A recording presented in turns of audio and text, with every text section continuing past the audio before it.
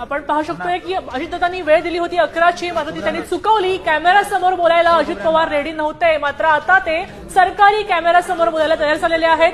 घाटगेंनी जाहीर पत्रकारांना सांगितलं की अजितदादा कधी घाबरत नाहीत, मात्र ते आता का घाबरले, आणि त्यानंतर अजितदादांनी सांगितलेलं आहे सरकारी कॅमेरासमोर ही भेट होईल. तेव्हा आता घाटगे सर्किट हाऊसकडे रवाना झालेले आहेत. अजितदादा आणि घाटगे यांची भेट होणार आहे. ते रुग्णालयातून थेट जॉईंट सीपी जे आहेत रंजन कुमार शर्मा ते दाखल झाले. आपण जर पाहिलं तर पोलिसांचा फौज फाटा सकाळपासून या ठिकाणी आपल्याला पाहायला मिळतोय. आतमध्ये कोणालाही सोडलं जात नाहीये. आतमधून जोपर्यंत निरोप येत नाही तोपर्यंत सोडलं जाणार नाही अशी भूमिका पोलिसांची आहे. अनेक शिष्टमंडळ या ठिकाणी थांबलेले आहेत. काही वेळामध्ये म्हणजे काही क्षणामध्ये विजय घाडगे हा आता सर्किट हाऊसमध्ये अजित पवारांची भेट घेणार आहे. 10 जणांचं शिष्टमंडळ जे आहे ते यामध्ये असणार आहे आणि विजय घाडगे हा ऑन कॅमेरा अजित पवारांची भेट घेणार आहे.